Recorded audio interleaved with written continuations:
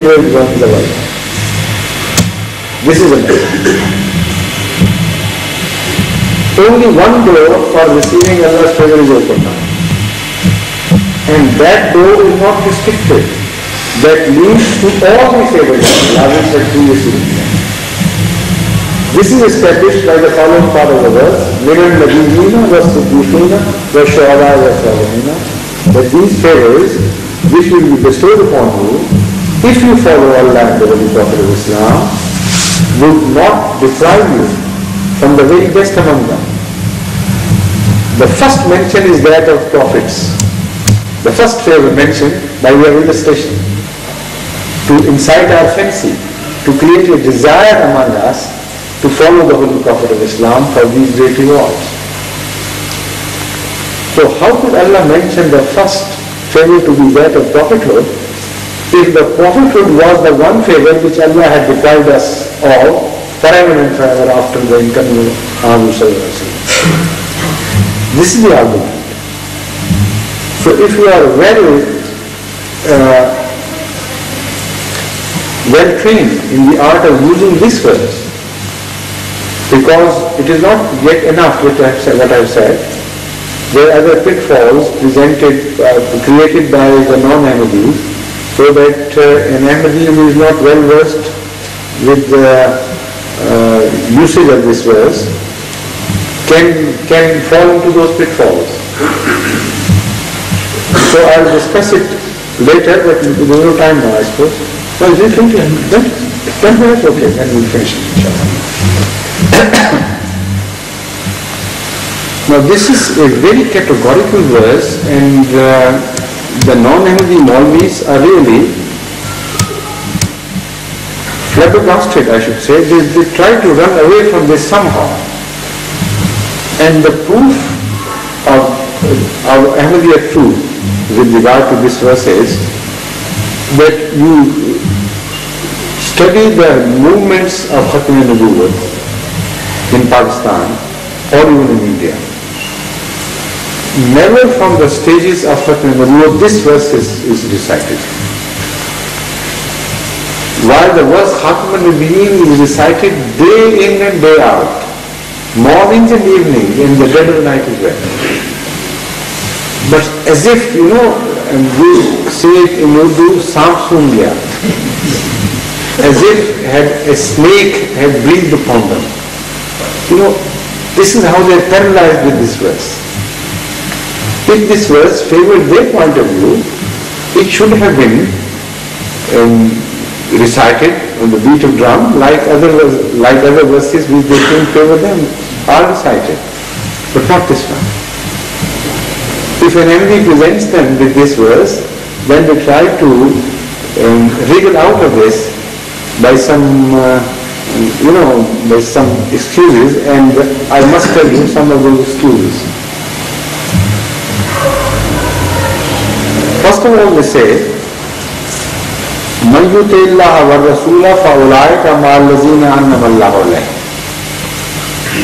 It says Allah is discussing this with regards to the day of resurrection. This verse doesn't apply to this verse at all. You see, fantastic. When other prophets are referred to as having been obeyed, their rewards, the rewards of such people are granted them here on this earth. But the mullah says, because he sees Nabi among them, and he wants to avoid becoming a Nabi at all costs. No. That is something he's horrified about. Yes. So he says, all right, leave all the rest of the favors. We don't want that much. Not on this earth. Let the whole verse go overboard. We will neither have anything to do with Nabuwwat, that is prophethood, nor with Siddiqiyat, nor with Shahadat, nor with Salihiyat. All these are the rewards which Allah promises you will be given to you after your death, after your revival after death. So that is one way of running away from the favor of Allah. And the second is, they point out that you see, look here, Allah doesn't say مِنَ الَّذِينَ أَنَّمَ اللَّهُ عَلَيْهِمْ. It says مَهَ الَّذِينَ أَنَّمَ اللَّهُ عَلَيْهِمْ. And the word ma has a different meaning altogether. They pose. While they know they are wrong, but they pose. And Ahmadis who are not well versed, as I said, they sometimes are mistaken, are duped. They say ma means with.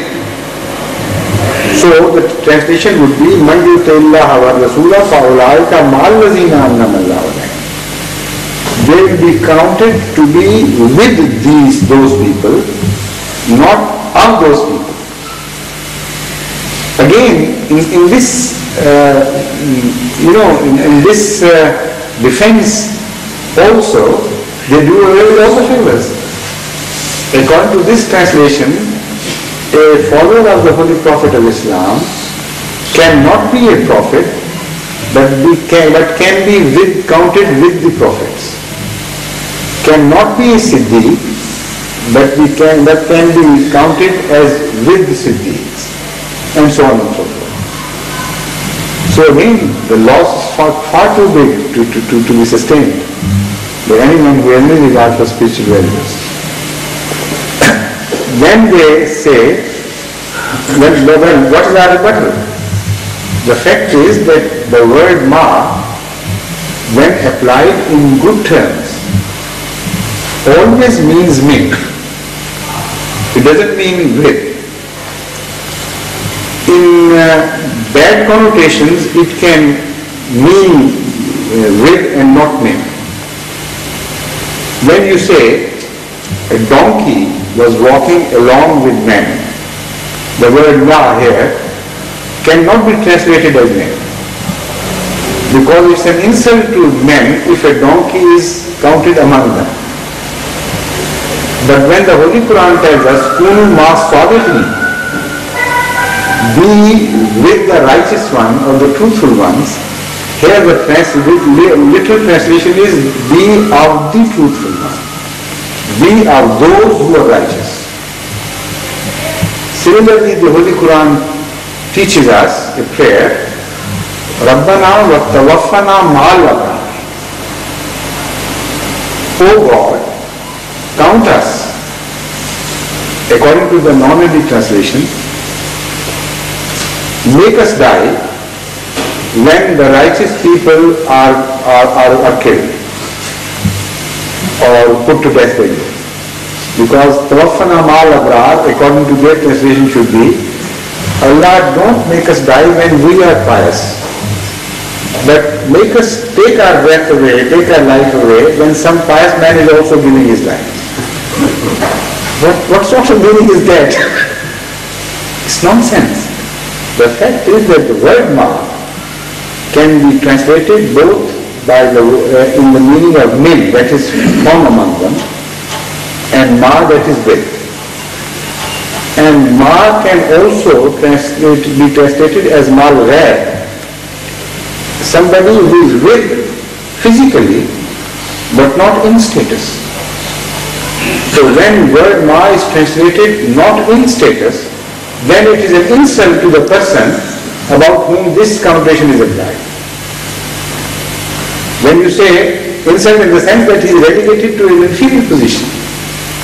When you say a dog was walking with his master, the real word ma, the meaning would be he doesn't belong to that class. He belongs to an inferior position and a different species. So he is just physically walking along. But when you say his son was walking with his father, that is to say he belongs to him. He is one of those. Somebody is walking, Zaid is walking with his people.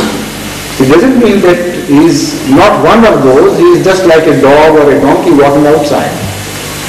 So by translating ma here in the sense of somebody else not belonging to that category is the greatest insult to the Ummah of the Muhammad Mustafa, to the follower of Muhammad.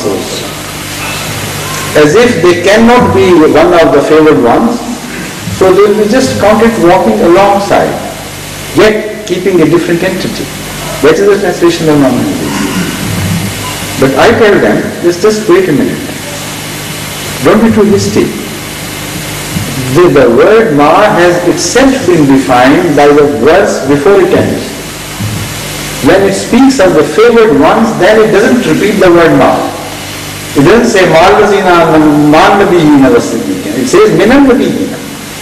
So the translation would be mal lazina annamallahu alayhim minan nabiyina was-siddiqin.